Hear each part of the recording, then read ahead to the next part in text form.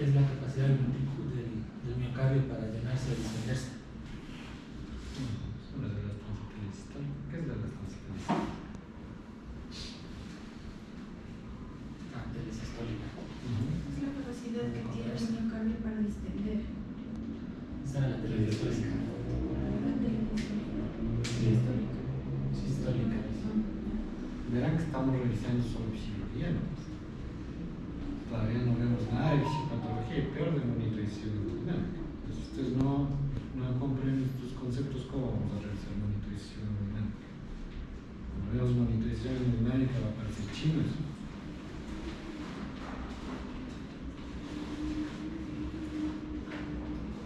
Verán que ya están subidos los artículos de ustedes, ¿no? ¿Sí saben eso o no? No, no revisan su plataforma.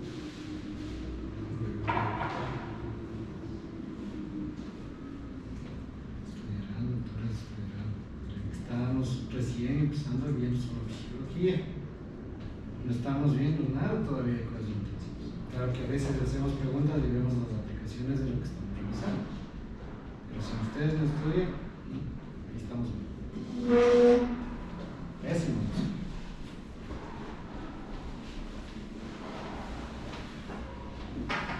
Bueno, sigamos revisando. Recuerden que cuando nosotros revisábamos la contractilidad dependía de varios factores. Uno era la característica de los proteínas contráctiles, ¿no es cierto? Y de eso dependía un proceso fisiológico que es el acoplamiento excitación-contracción. Y para que el acoplamiento excitación-contracción funcione de una forma adecuada, que necesitaba calcio.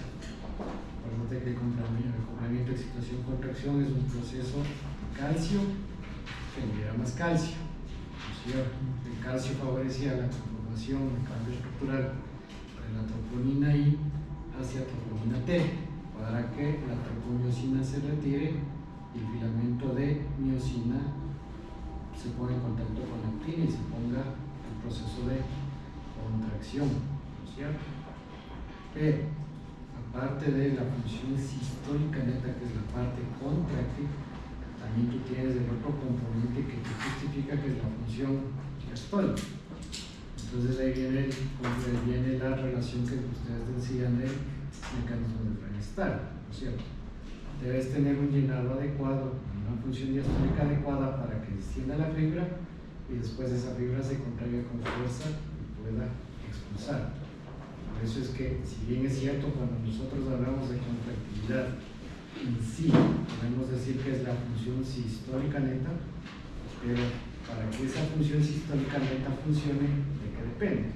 De una buena función diastólica, porque si no, no tienes ningún tipo de elementos a la hora de valorar. Como ustedes se acuerdan, la función diastólica dependía de un sinnúmero de factores. Dependían desde la frecuencia cardíaca, desde la contracción auricular, y así lo que alguien está diciendo por atrás, la comprensión del campo.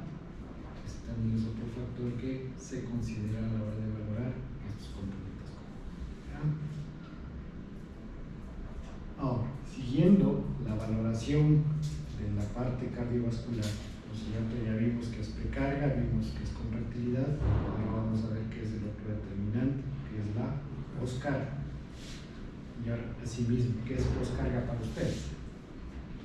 La poscarga es la fuerza que se opone a la salida de la sangre. La resistencia que tiene que vencer el corazón para bombear la sangre. ¿Qué más? ¿Qué más es poscarga?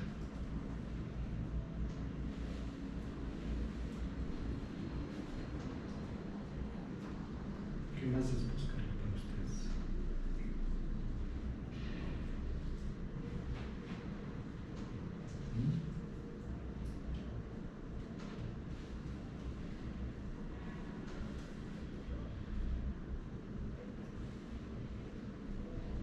¿Qué más será poscarga?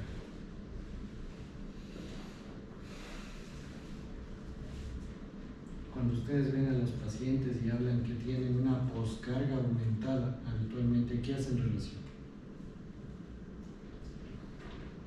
¿Presiones? ¿Qué presión?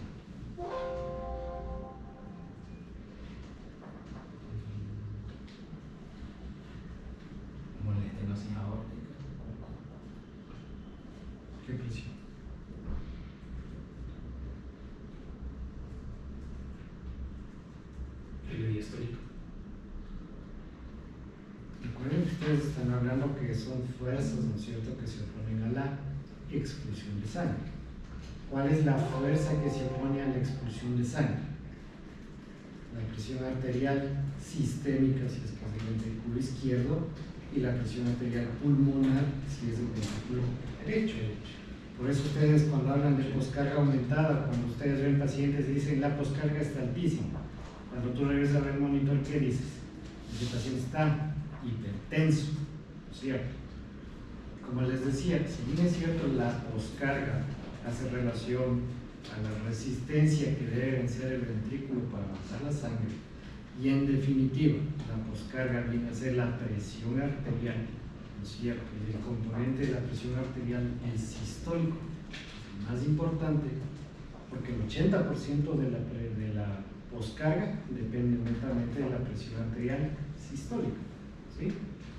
Pero a pesar de ser un gran porcentaje que ocupa la presión arterial sistólica como elemento de poscarga, hay otros determinantes que a la hora de la valoración y la monitorización hemodinámica también son importantes, ¿sí?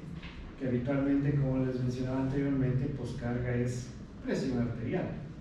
Y después, cuando ya vayan viendo, ustedes van a hablar de los fenómenos de acoplamiento ventrículo arterial, que es ahorita lo que se ve, lo que se está tratando de manejar o hablar.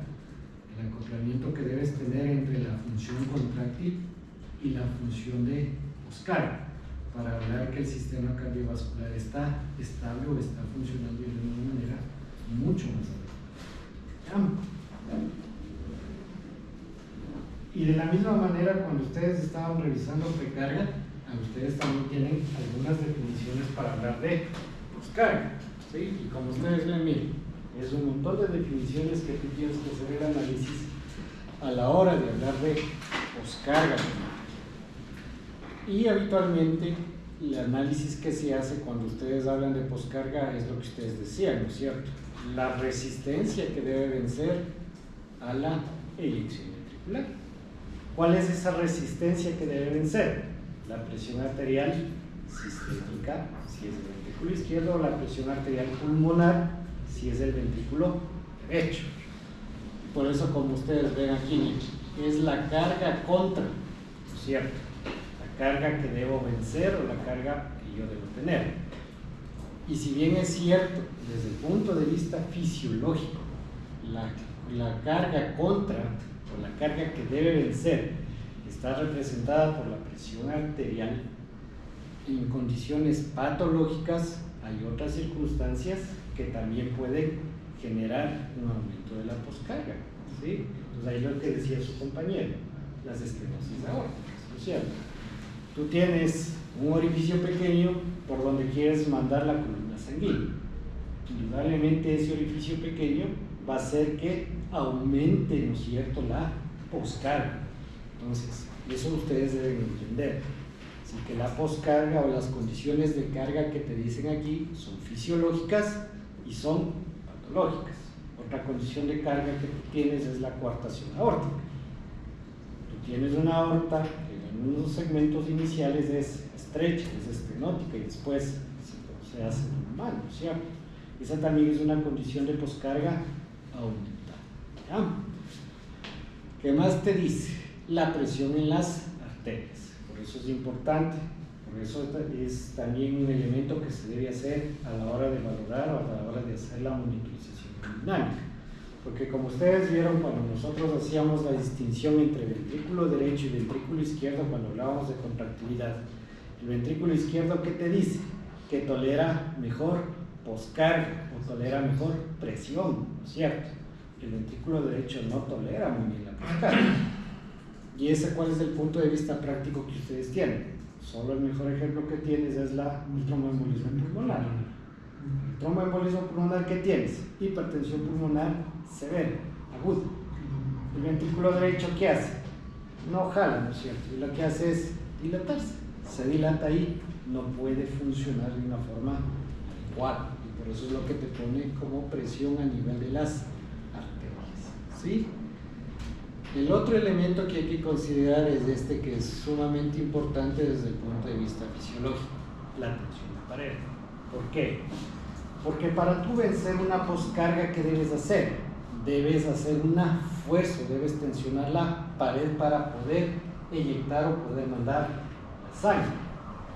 Y esta tensión de pared que ustedes ven aquí, ¿quién la define? ¿O quién la trata de regular? La ley de Laplace. ¿Ya? Recuerden que fisiológicamente la ley de Laplace es la que justifica la hipertrofia en condiciones de poscarga aumentada de forma crónica. ¿Ya? Entonces ahí acuérdate que tienes como elementos a tener a consideración: la presión que generas, ¿no es cierto?, el grosor o la tensión que vas a tener en la pared como tal. Si tú tienes algún elemento que aumente la poscarga, ¿qué pasa con la tensión de pared? La tensión debe ser mayor. ¿Y el fenómeno fisiológico en esa parte cuál es? La hipertrofia ventricular. Es por eso que el paciente hipertenso crónico mal controlado, ¿qué hace? Hipertrofia. ¿Por qué hipertrofia? Para tratar de vencer esa poscarga aumentada y tratar de generar una menor tensión en la pared para que pueda expulsar la sangre con más facilidad. ¿Ya? ¿Y eso qué te afecta? La geometría ventricular. ¿Sí? De hecho, cuando ustedes hacen monitorización hemodinámica, cuando hacen un ecocardiograma a un paciente hipertenso crónico mal controlado, ustedes han de ver que las paredes ventriculares izquierdas primero son gruesas, ¿no es cierto? ¿Y qué pasa con la geometría, con la forma del ventrículo? Lo que es con un elipsoide a veces es un poco redondeado, a veces disminuye el tamaño de la cavidad, y lo mismo pasa con el ventrículo derecho. El ventrículo derecho, cuando tiene una poscarga aumentada, ¿qué hace? Se redondea, se dilata. Entonces eso te aumenta la geometría. Y recuerda que el cambio en la geometría a la larga después que también modifica la función diastólica. Entonces esos son los elementos que ustedes deben tener en consideración, ¿sí? Cuando hablas de ventrículo izquierdo, la poscarga, ¿por quién está representada? Por la presión aórtica. Y si es del derecho, la presión de la pulmonar. Y habitualmente, como les decía, el elemento que se considera es la presión arterial sistémica. ¿Por qué? Porque el 80% de la poscarga es la presión arterial sistémica y el mayor determinante es la presión arterial sistólica. ¿Sí? Por eso es que habitualmente, o como les mencionaba anteriormente, la presión arterial viene a ser el elemento que más pesa a la hora de hablar de poscarga. ¿Sí? Pero de todas maneras, como van a ver, no es único. Hay varios otros determinantes también de la poscarga. Y ustedes tienen el mecanismo de Laplace, ¿no es cierto? La tensión o el estrés de pared es directamente proporcional al radio e inversamente proporcional al espesor de la pared cuando nosotros hablamos desde el punto de vista fisiológico. Esto es lo que estábamos viendo. Lo que veíamos, ¿no es cierto? ¿Qué pasa cuando la poscarga es mínima y qué pasa cuando la poscarga es alta? Recuerden, a menor poscarga, mayor contractilidad. Y eso es lo que ustedes ven aquí. Cuando la poscarga es mínima, ¿qué pasa? La contractilidad es mucho más eficaz, ¿no es cierto? ¿Y qué pasa cuando la poscarga es alta? Miren, la contractilidad empieza a disminuir. Y por eso, como les decía, a veces estas son las justificaciones que ustedes tienen para explicar, por ejemplo, las fallas cardíacas agudas por crisis hipertensivas. Tienes una poscarga alta, una crisis hipertensiva, y esa poscarga alta, ¿quién altera? A la contractilidad, ¿cierto? ¿Sí?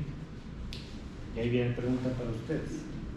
Una falla cardíaca aguda por crisis hipertensiva, con el objetivo de bajar la presión arterial, ¿le van a dar beta bloqueante? ¿Sí o no y por qué? ¿Qué dicen ustedes?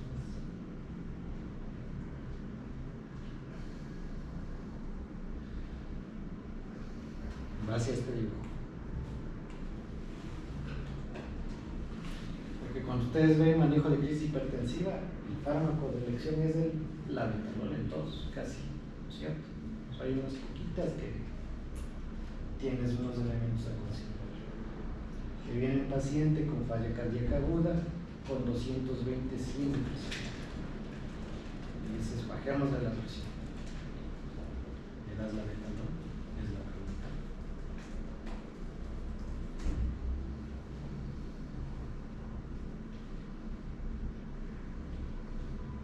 ¿Qué dice?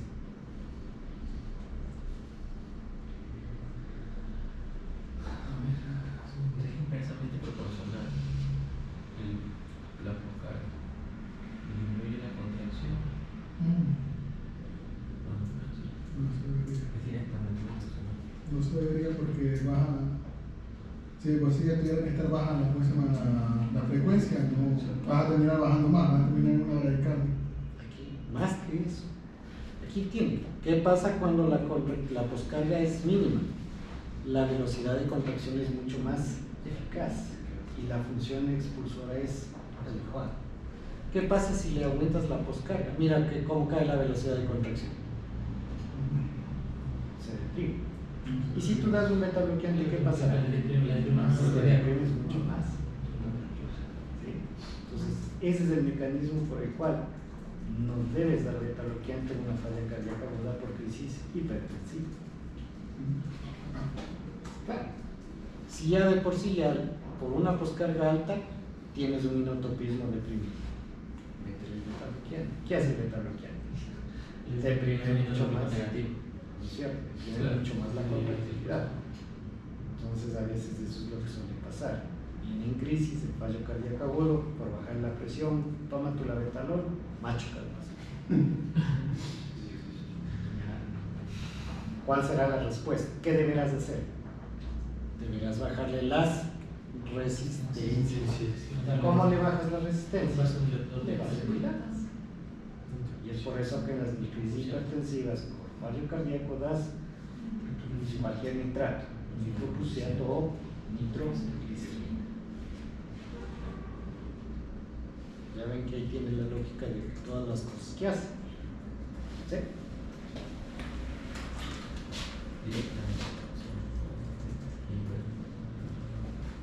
Y ahí ustedes tienen, ¿no es cierto?, el mecanismo de Laplace. Aquí ya claro, ya es demasiado grosero, ¿no?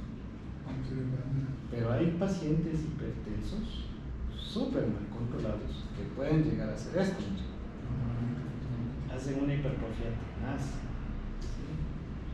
Y este corazón inclusive parece similar a otro tipo de miocardiopatías que son las miocardiopatías hipertróficas.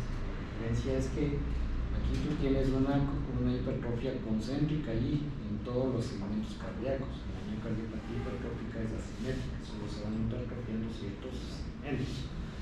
Y a veces te da un componente obstructivo al momento de hablar de el funcionamiento del tracto de salida ventricular. O sea, tienes otro componente adicional que hay que hacer el análisis. ¿Ya? Y aquí ustedes ven, entonces, para tratar de vencer la poscarga, para generar más fuerza y para tener más fracción de eyección, ¿qué debes hacer? Aumentar la presión. Y ese aumento de presión, ¿qué hace? Que hipertrofies todo el ventrículo. Entonces aquí ustedes tienen, si aumenta el espesor, aumenta la fuerza, aumenta la fracción de eyección, disminuye el estrés de pared, por eso es lo que hipertrofia. Porque si no hipertrofia, aumenta el estrés de pared. Y si aumenta el estrés de pared, ¿qué pasará? ¿Qué pasará si aumenta el estrés de pared? Disminuye la tensión. Es inversamente proporcional a su de pared. Pero ¿qué pasa? O sea, se vuelve menos efectiva la configuración. No. ¿Pero qué más pasa? ¿Por qué tendrá que disminuir el estrés de pared?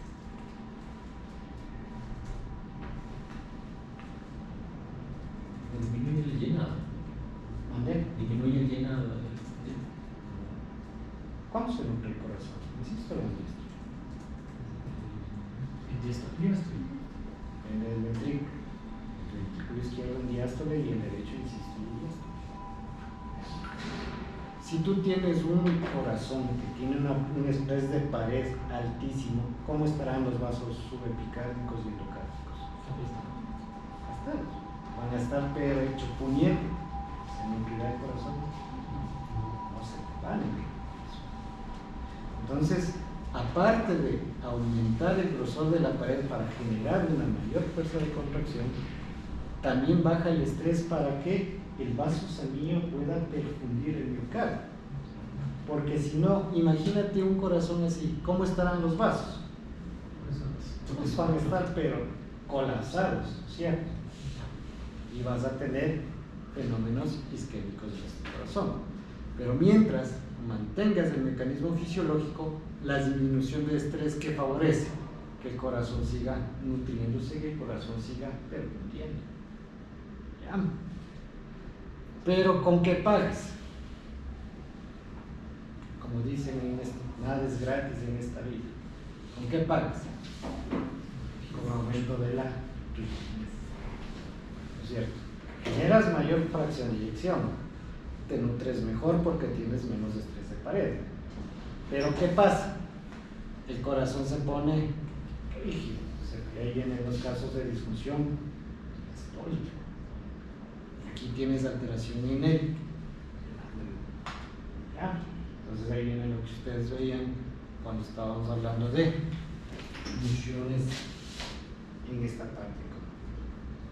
Entonces recuerden que a mayor poscarga de forma crónica el mecanismo compensador es la hipertrofia. Y por eso es que los pacientes que hacen trastornos agudos o aumentos agudos de poscarga no van hasta que hipertrofias, nunca. Esos pacientes hacen fallo cardíaco rápidamente. ¿Ya? Y así como todo en esta vida, como ustedes ven, la poscarga tiene sus determinantes. ¿Sí? Al igual que la precarga, al igual que la contractilidad, la poscarga también tiene elementos que la regulan. ¿Sí? Y aquí tienen, miren, los dos elementos más importantes probablemente desde el punto de vista de regulación de poscarga. El uno, ¿cuál es? La presión arterial. Sistémica en el caso del ventrículo izquierdo, porque si estamos hablando del ventrículo derecho es pulmonar, pero en definitiva es la presión arterial. ¿Y cuál es el otro determinante? La resistencia al tracto de salida. Entonces ahí viene lo que decía su compañero. Si tú tienes una estenosis aórtica, si bien es cierto la presión arterial en teoría está adecuada, pero si yo tengo una obstrucción al tracto de salida, ¿qué debería hacer? ¿No es cierto? Aumentar la fuerza de contracción, bajando el estrés de pared para poder expulsar. Y por eso es un elemento que se debe tener en consideración. Y a veces aquí también para complicar un poco el cuadro, las obstrucciones del tracto de salida, aparte de ser elementos anatómicos, también hay elementos fisiológicos. Los pacientes hipovolémicos con gran hipertrofia pueden hacer obstrucción dinámica del tracto de salida. ¿Ya? Entonces hay otros elementos que también juegan en esta parte. ¿Sí? Y por eso, como ustedes ven, cuando yo hablo de obstrucción del tracto de salida, ¿qué debo ver? Si es que no hay resistencia valvular, las estenosis aórticas o estenosis pulmonares, dependiendo del lado que yo esté haciendo el análisis. O si no tengo una cardiomiopatía obstructiva. A la cabeza, por elección o por predilección, la cardiomiopatía que presenta obstrucción del tracto de salida es la miocardiopatía hipertrófica.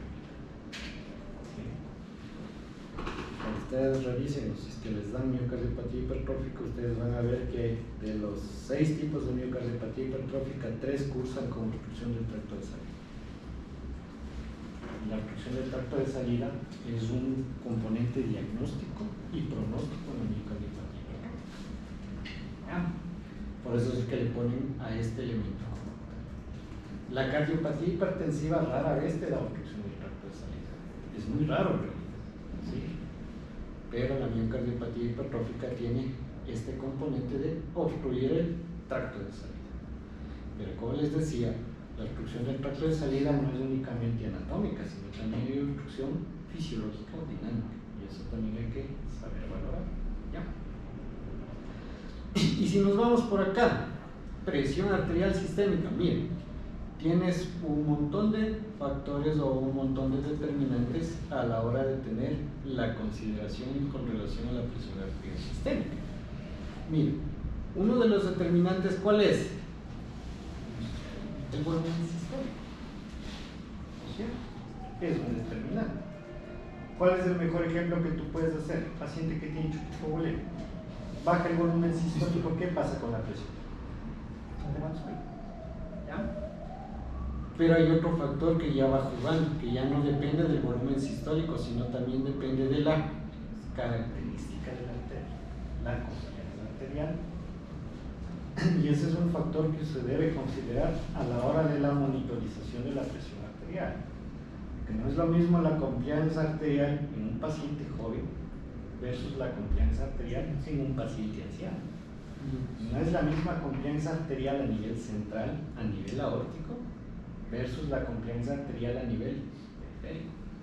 ¿Sí? Son muchos los factores que van jugando en esa instancia y que, como ustedes ven, también llegan a determinar los valores de presión arterial sistémica. De hecho, si no, hagan un ejemplo, hagan una comparativa en una línea arterial que pongan en la radial y hagan una comparativa en una línea arterial en la pedia. ¿Cuál tiene más presión? La radial. La línea arterial pedia tiene muchísima más presión que una línea arterial radial. Tienes muchos factores ahí a justificar. El uno es la longitud, el otro es el radio del vaso, y la otra es la compliance que tú tienes a ese nivel. Por eso es que a veces cuando se ponen líneas arteriales pedias hay que tener cuidado en la monitorización de la presión arterial, porque a veces el paciente parecería ser que está requete hipertenso, o si no pone monitorización no invasiva versus una pedia, hay unos 30 a 40 milímetros de mercurio de diferencia. Entonces hay que tener ese cuidado, ¿sí? De estos dos determinantes, ¿qué tienes? Presión de pulso. Y de hecho la presión de pulso es un marcador importantísimo a la hora también de la monitorización hemodinámica. Cuando empecemos a ver la monitorización hemodinámica vas a ver que las variaciones de la presión de pulso son marcadores, por ejemplo, para valorar recarga. Puedes hacer una prueba de elevación pasiva de piernas y ver valoración de presión de pulso. ¿Por qué? Porque la presión de pulso, ¿de quién depende? Del volumen stroke o del volumen sistólico.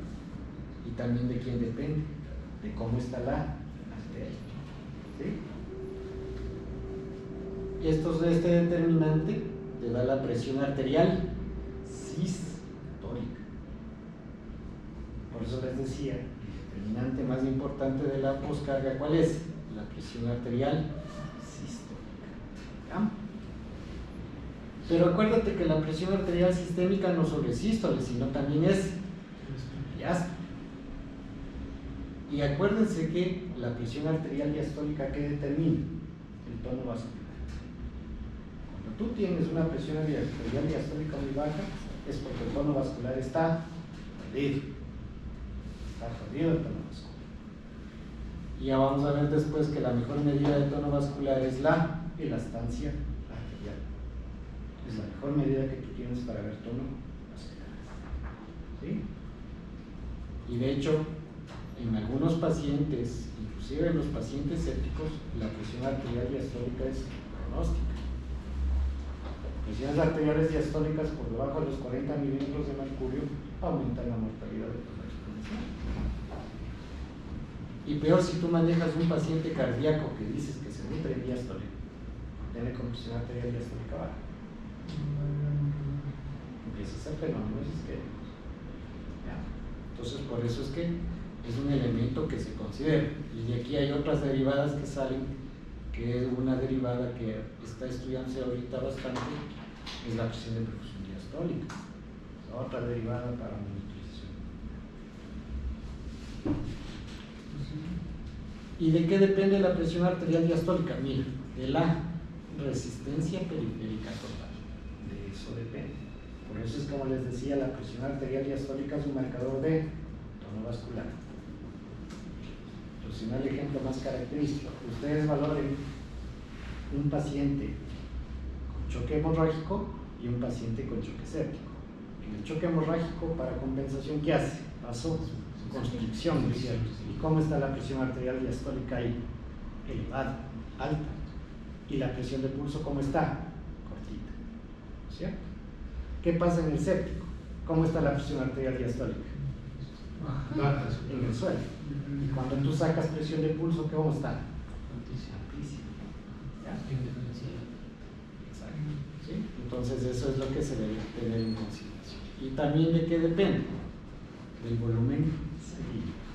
¿Ya? Entonces, como ustedes ven, son varios factores que se van sumando. Porque es fácil decir, poscarga igual presión, poscarga igual resistencia, pero a la hora de hacer el análisis, como tú ves, son muchísimos más factores que influencian en la poscarga. Y de estos factores, muchos son los que nosotros utilizamos. Pero también, ¿de qué depende? Si bien es cierto, depende de presiones, depende de tractos de salida, pero como ustedes también ven, ¿de qué también depende? De impedancias. Entonces ya vienen otros componentes. Ya no únicamente está representado por el tono vascular, ya no está representado por el volumen sanguíneo, no está representado por la presencia o no de obstrucción del tracto de salida, sino también ya están representados por otros factores como la impedancia. ¿Y qué es la impedancia? ¿A qué le suena impedancia? ¿Qué es la impedancia? ¿O por qué se llama impedancia?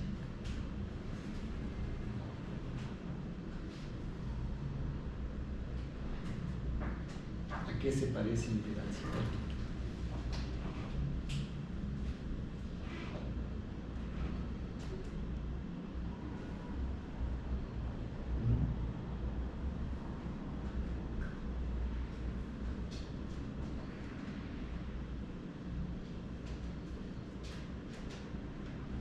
¿Qué es impedancia?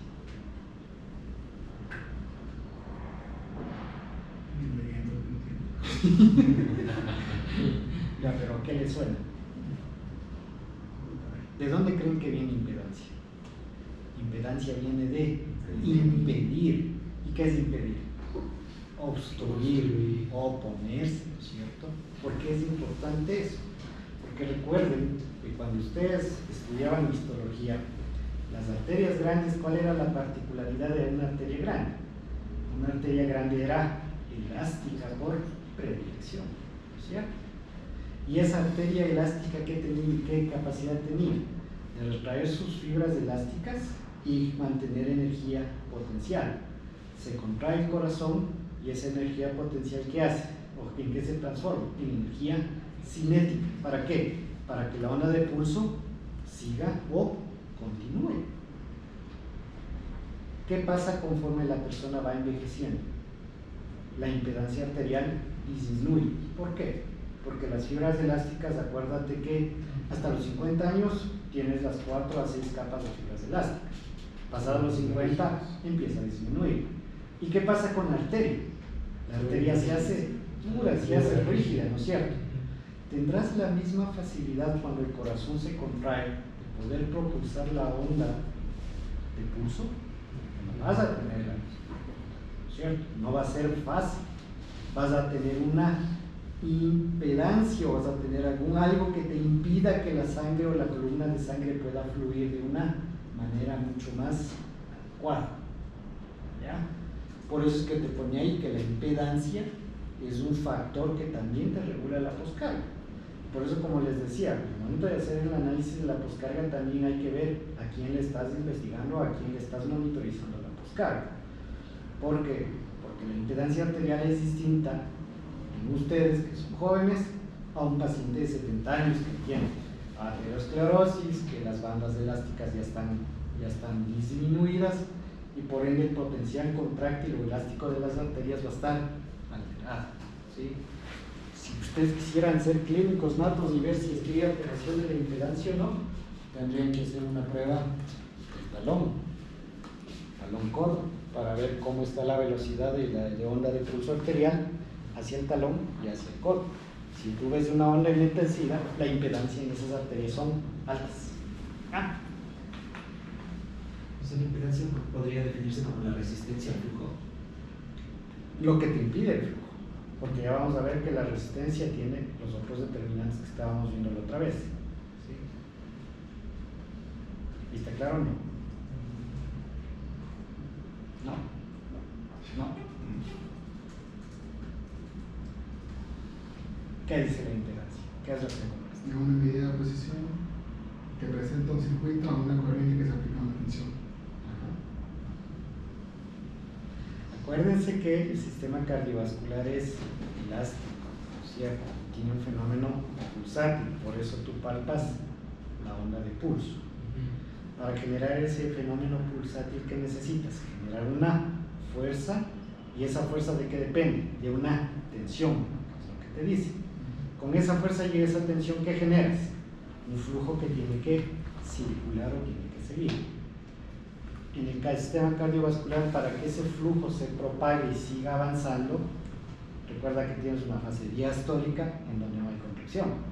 Entonces, ¿cómo es que la sangre sigue avanzando?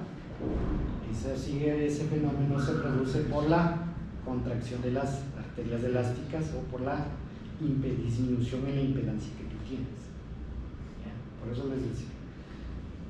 Este es un parámetro que a veces es subcuantificado. Ahorita ustedes se van a enterar que hay impedancia arterial y que hay que ver la impedancia arterial también. ¿O no? ¿O si sabía? ¿No? ¿Sí? Pero en teoría nosotros también deberíamos tener alguna estrategia para monitorizar la impedancia. Y esto ya vamos a ver después cuando se hace el análisis o la interpretación en las ondas de pulso. Ustedes van a ver que cuando tú tienes una impedancia alta, ¿qué es lo que hace? ¿Qué es lo que pasa con la presión arterial sistólica? La presión arterial sistólica es altísima. Tienes un punto alto, se atenúa la curva para tratar de generar una mejor reflexión de onda y después empieza a caer. Cuando tú tienes una impedancia baja, ¿qué pasa? Es suave, ¿no es cierto? Es un ascenso suave y descenso suave. ¿Ya? Ya vamos a ver si está ahí en la gráfica eso.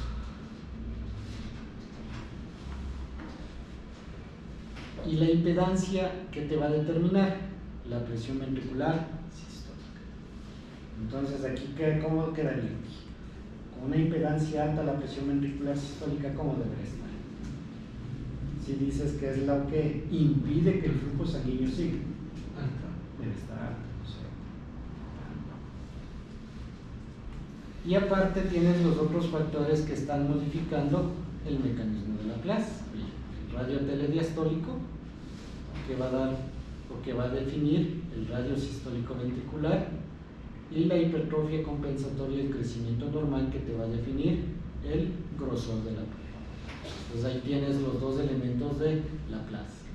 Esos dos elementos de Laplace que vienen a ser ya los elementos propios del corazón, más los elementos que tú tienes aquí del árbol arterial, ¿a qué te dan origen? A la posterior. ¿Sí? Por eso, como les decía, a veces la aproximación, cuando ustedes se ponen a revisar los artículos de monitorización hemodinámica, ¿qué te dice? Poscarga igual, presión arterial. Poscarga igual, resistencia muscular. Esto te dice los artículos. Pero cuando tú haces un análisis mucho más completo de poscarga, tú ves que hay muchos otros determinantes a la hora de hablar de poscarga.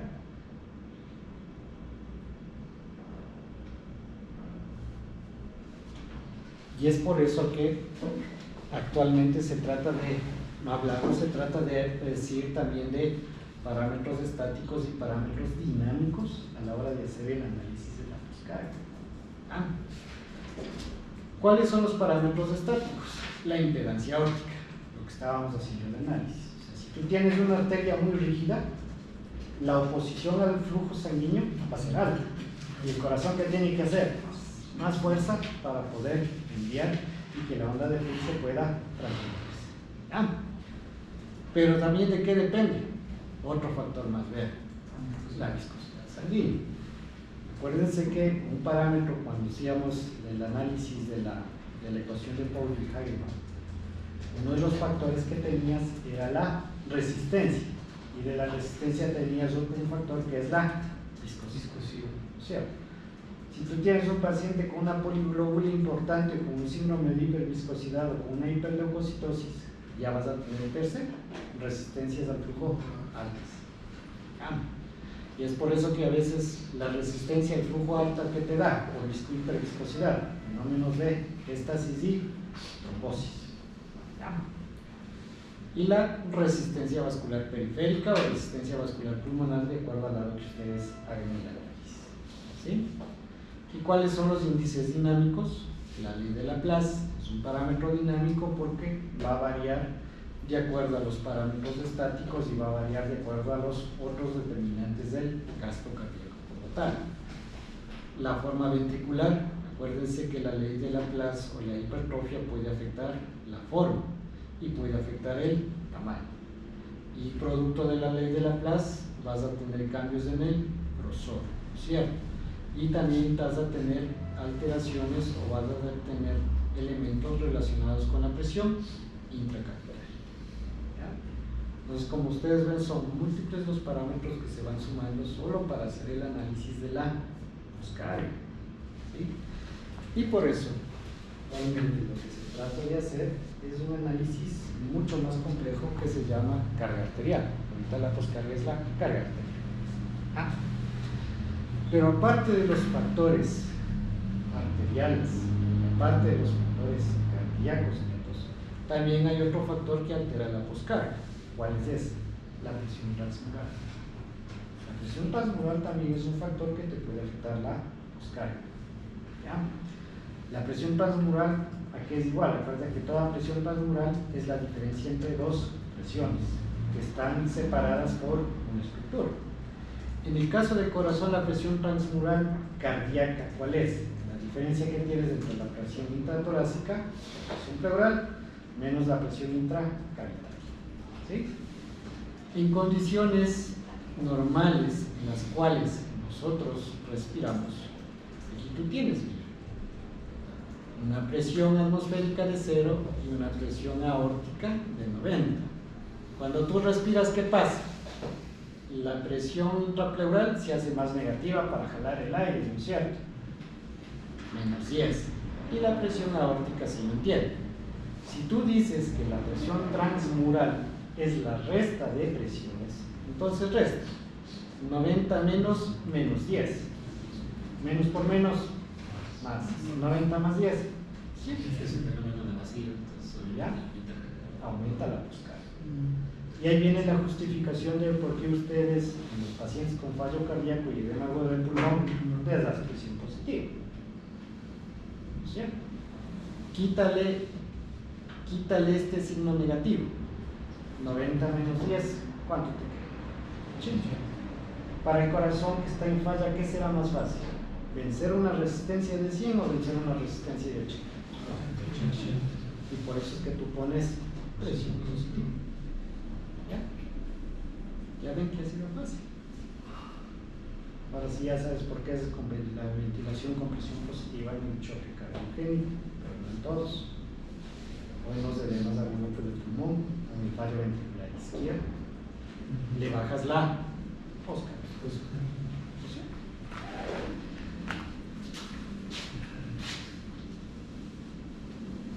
Y ahí está, actualmente se refiere a la poscarga así, como la carga.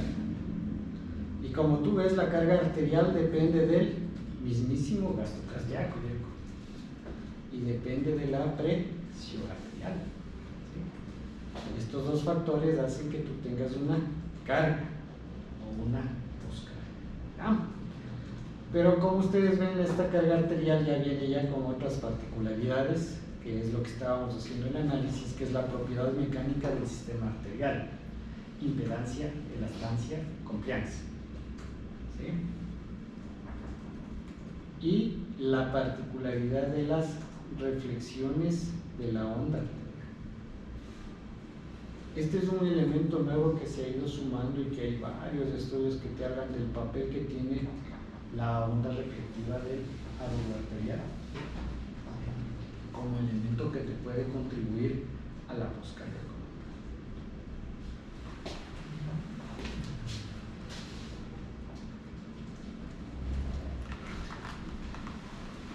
Y que ustedes tienen, ¿cuáles son los mecanismos para que quede más claro? Que te regula la impedancia arterial, la resistencia, ¿no es cierto? Porque si tú hablas de impedancia, hablas de impedir que tienes una resistencia.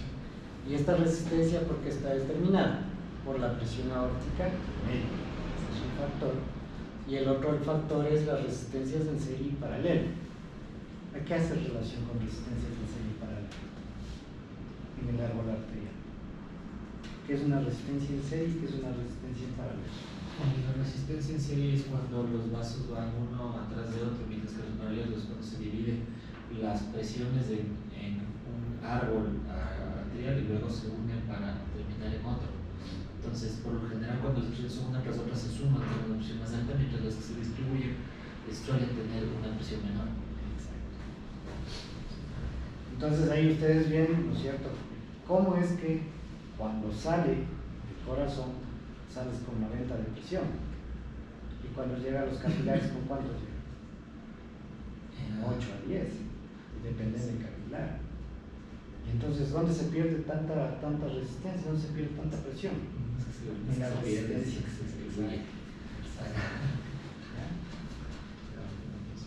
¿Dónde tienes resistencias en serie? En las grandes arterias. Ahí tienes resistencias en serie. Vas a tener en la aorta y el resto de grandes vasos. Y en paralelo, en cada una de las ramificaciones que vas a tener. Entonces, eso depende. Y por eso ustedes ven que se puede aplicar, como les decía, el índice del talón para ver cómo está la impedancia arterial. Pero también de qué depende, ya depende ya de fenómenos físicos de la columna sanguínea como la inercia. Eso ya vamos ya a principios físicos, que va a estar relacionada con la masa de columna sanguínea, cómo es expulsada la sangre. Y eso es una característica importantísima, ya vamos a ver más adelante en un gráfico, ¿sí?, en donde trata de justificar cómo el fenómeno de inercia también influye en un aumento, en una disminución de la poscarga. Y que ustedes tienen, cuando es expulsada la columna sanguínea en la parte temprana de la sístole, se produce con un fenómeno el fenómeno físico que gobierna es el momento. ¿Qué es el momento?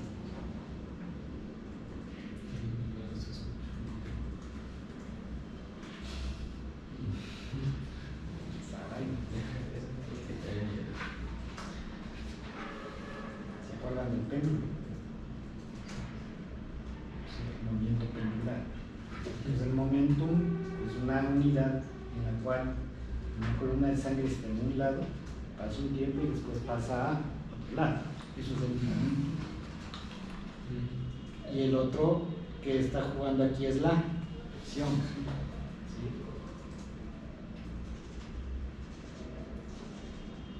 Y aquí tienen uno de los elementos que al menos se considera también parte del manejo del paciente de cuidado intensivo, el hipocáliz. El hipocáliz, acuérdate que es una capa que cubre la membrana endotelial y tiene la particularidad de disminuir la presión.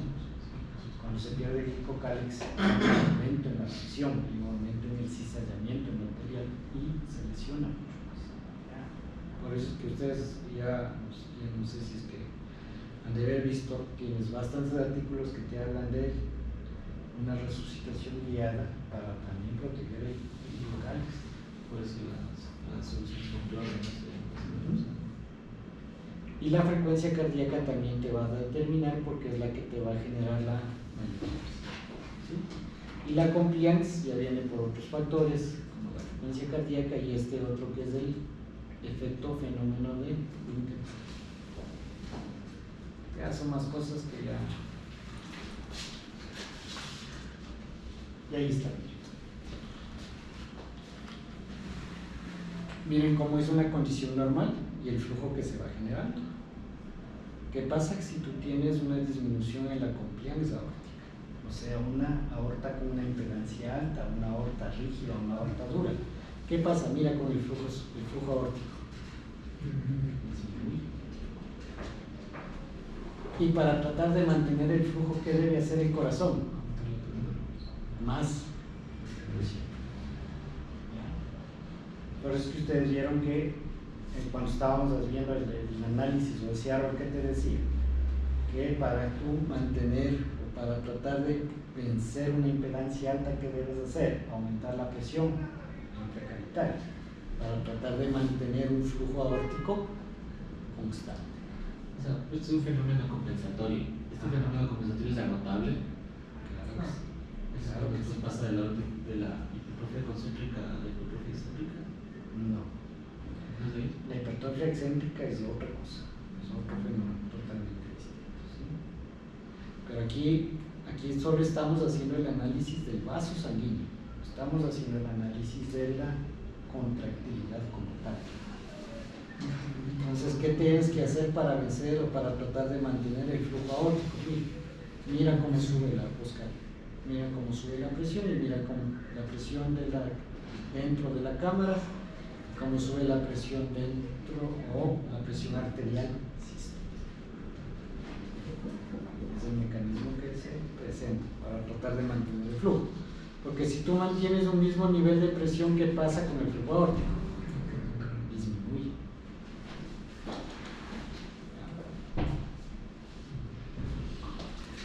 Complejo, ¿eso ven? Ven que ha sido fea la pesca.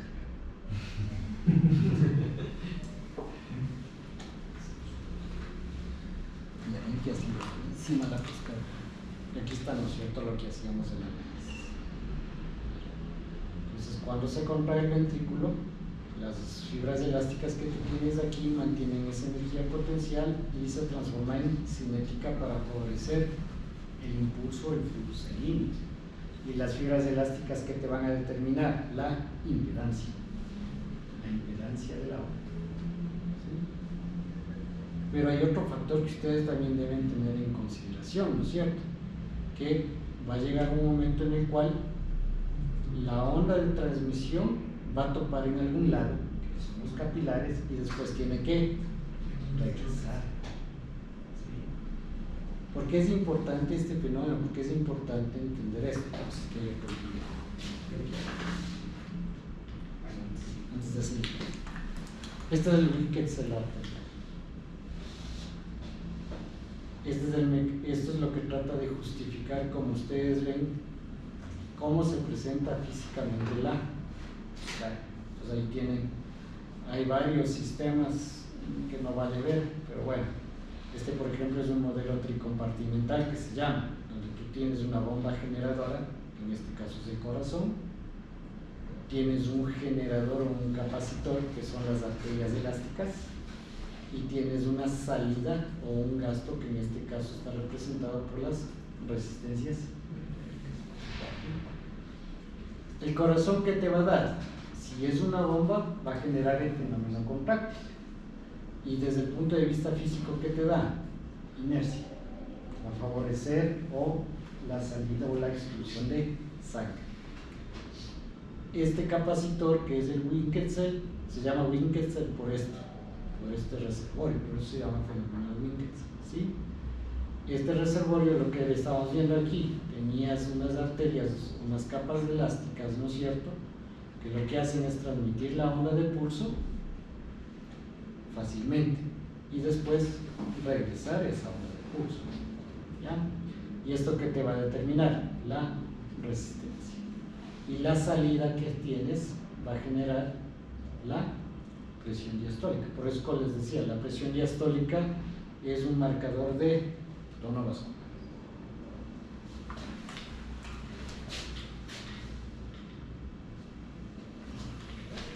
Y aquí está, mira, el reflejo de la onda, que es lo importante.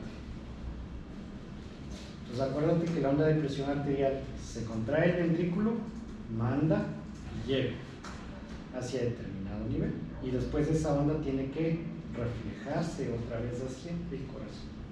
Eso es un fenómeno de funcionalidad y vitalidad arterial. Y aquí ustedes tienen miren, cómo son las respuestas. Cuando el vaso dilata y después cuando el vaso constriñe en un paciente joven. Ahora vean en un paciente anciano, cuando el vaso dilata, miren, el diámetro que generas primero es menor, muchísimo menor. Y la tensión o el estrés de pared que generas es muchísimo más alto. ¿Por qué? Porque tienes menos impedancia, tienes mayor impedancia, tienes menor elastancia en esta parte. ¿Y por qué es importante la reducción de la onda de presión para esto? ¿Cuándo se nutría el corazón? En diástole. Si tú mandas, ¿no es cierto?, mantienes una onda contráctil pulsátil, haces que la sangre siga fluyendo hacia donde tiene que llegar. Pero la onda de reflexión, ¿qué hace? Cuando el corazón está relajándose y está llenándose, esa onda de presión, ¿qué hace? Llega al corazón, abre los túneles coronarias y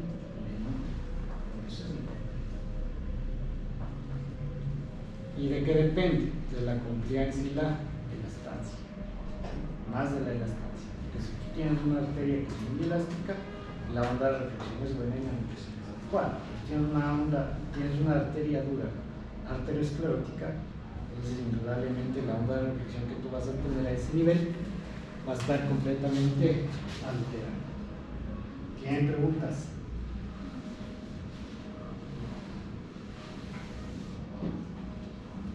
Preguntas. Preguntas.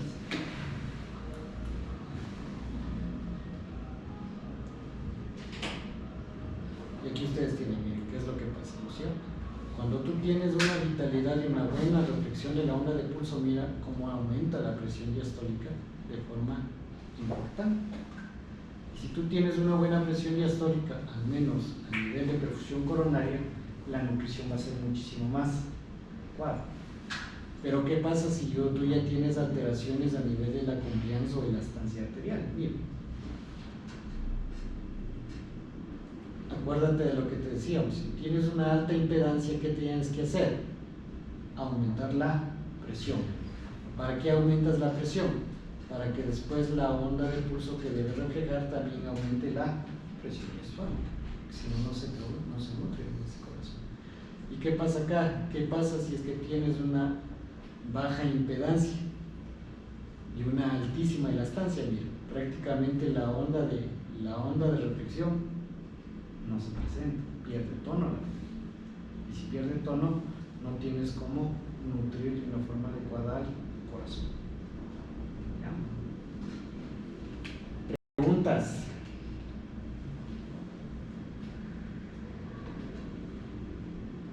Preguntas.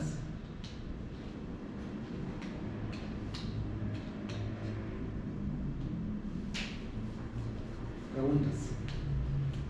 Si está claro. Sí, parece.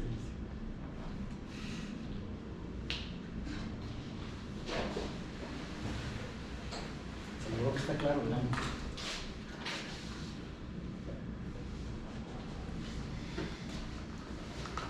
Ahí tienes los determinantes del ventrículo derecho y del ventrículo izquierdo. Aquí están todos los determinantes que ustedes deben hacer el análisis. Todos. Como ustedes ven, cuando nosotros hablamos de determinantes, no es uno solo. No es únicamente hablar de presión o hablar de resistencias, sino que, como ustedes ven, hay muchos determinantes a tener en consideración. Desde la misma presión intratorácica, que es lo que estábamos haciendo en el análisis, que al menos en respiración espontánea te puede aumentar la poscarga del ventrículo izquierdo, ¿sí?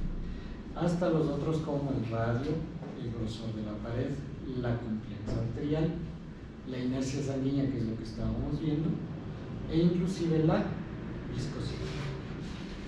La viscosidad también es un factor que influye en la poscarga o a la hora de ver o valorar a estos pacientes con preguntas.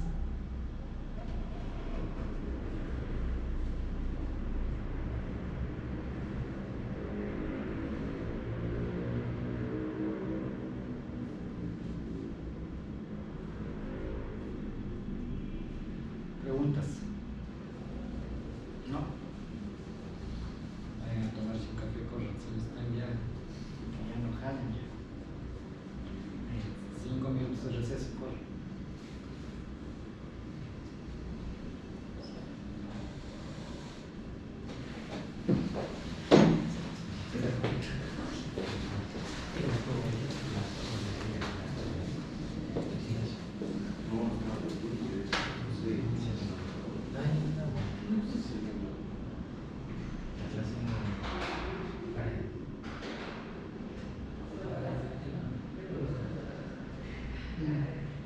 Yo estaba preguntando por José.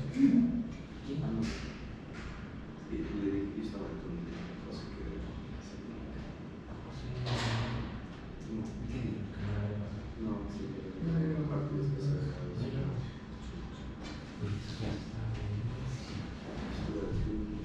Hacemos así en unidades de clase como la que da de todo.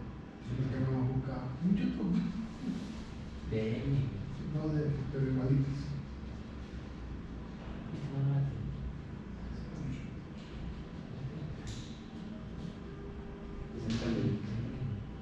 Total. Doctor, ¿tienen la clase de paredes de la última clase? ¿Quién era que tenía? Porque tampoco la tienen la otra vez. El Brian tiene. ¿Estás seguro? Sí, creo que sí. O si no, nadie le grabó.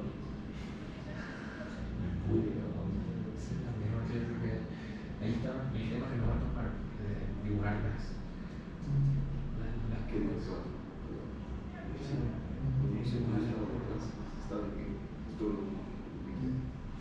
Entonces me gusta curvas de ventilación, te dan los datos para hacerla y tú tienes que dibujar la curva o te da el dibujo y tú tienes que representar los datos.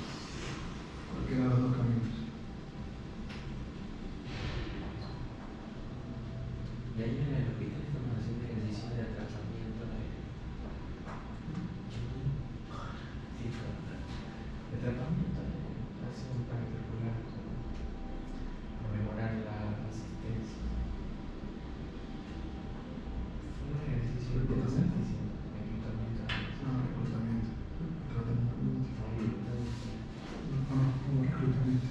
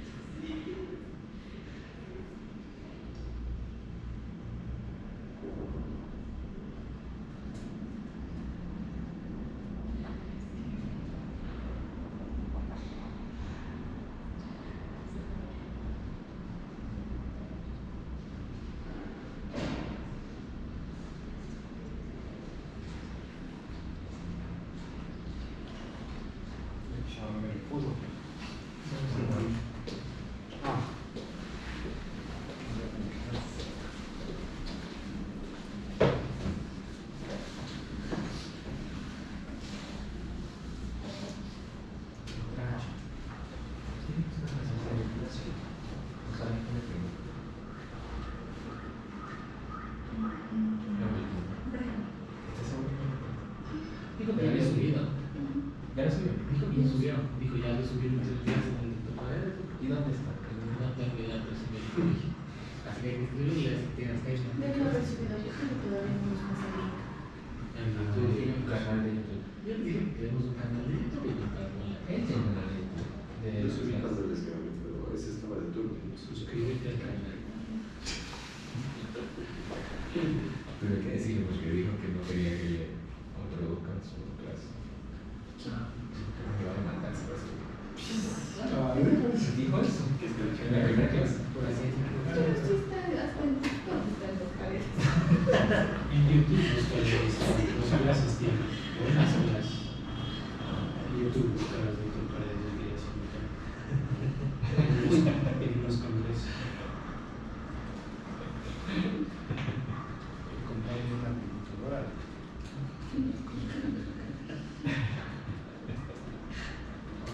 ¿Cuándo nos van a dar el curso que sabe dar? Ya estoy palanqueándose, pero creo que nadie le pagó. Sigamos. Entonces, en definitiva, como ustedes vieron, el análisis de la poscarga tiene muchas variables y muchos determinantes a la hora de considerar. ¿Sí? Depende fundamentalmente de factores cardíacos como el radio y el grosor, que es lo que estábamos viendo que van asociados o relacionados con el mecanismo de Laplace, y factores arteriales, que en este caso, al menos como ustedes ven aquí, está representado por las resistencias. Por eso, como les decía, a la hora de hablar de monitorización hemodinámica, cuando nosotros hablamos de poscarga, habitualmente nosotros hablamos casi netamente, o no decirle un 100% de resistencias periódicas. En estos últimos tiempos sí ha cambiado y actualmente ya inclusive tú puedes hablar de elastancias. ¿Sí? Tienes una elastancia arterial, tienes elastancias arteriales dinámicas y elastancias arteriales activas. Y de hecho, de ahí se desprende una nueva definición, que es lo que les decía anteriormente, que es el acoplamiento ventricular arterial. El acoplamiento ventricular arterial hace relación a la asociación de elastancias. Recuérdate que tú tenías a nivel cardíaco una elastancia que mide la función contráctil neta, que es la elastancia telesistólica. Acá a nivel arterial tú tienes la elastancia arterial dinámica. En unión de las dos se hace esta aplicación que es el acoplamiento ventricular arterial. Entonces ahí es fácil de entender, ¿no es cierto? Para que baje la presión, ¿qué puede suceder? Que tengas un inotropismo bajo o una poscarga alta, ¿cierto? ¿Sí? ¿Y de qué va a depender? Va a depender de los análisis que ustedes hagan en esa parte como tal.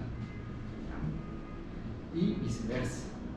Entonces eso es lo que actualmente se trata de ver o se trata de tener en consideración en esta parte como tal. ¿Tienen preguntas?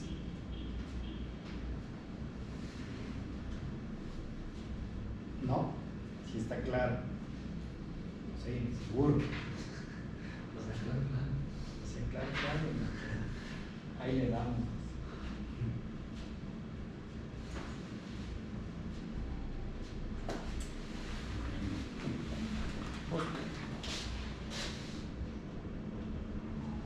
El último determinante. La frecuencia cardíaca yo espero que han de revisar mucho más a profundidad cuando ven las redes. Han de revisar, supongo, cómo esos mecanismos de cálculo más. ¿Sí? Ahorita vamos a ver lo más grande, lo macro que necesitamos para hablar de la monitorización dinámica, que inclusive creo que tiene que ver el ecocardiograma, esa parte, cómo está destinado. Cuando tú hablas de frecuencia cardíaca, pues indudablemente tú hablas de estos tres componentes que son importantes o característicos de la célula miocárdica. ¿Sí? Hablas de la capacidad de excitabilidad. Hablas de la capacidad de automatismo y de la modificación de este automatismo. Y hablas de la capacidad de la conducción. tienes las definiciones del vasnotropismo, del cronotropismo y del dronotropismo. Porque es importante que ustedes sepan esto. Porque también acuérdate que uno de los determinantes del gasto cardíaco es la frecuencia cardíaca. ¿Sí? Y ustedes van a ver que la frecuencia cardíaca, cuando está elevada, puede comprometer el gasto cardíaco. Tienes que saber cómo controlar y cómo manejar esa parte como tal. Entonces, aquí lo único que vas a ver son los elementos más importantes a la hora de hablar de esta parte. Y siempre ustedes tienen que partir de un principio fisiológico neto. ¿Cuál es ese principio fisiológico neto? Que todo el miocardio es excitable. Todo el miocardio es excitable. Si bien es cierto, cuando tú hablas de frecuencia cardíaca, hablas de un conjunto celular específico que es el sistema cardionector o el sistema de conducción cardíaca, pero al momento de hablar la parte patológica, ustedes deben entender y comprender que todo el miocardio es excitable.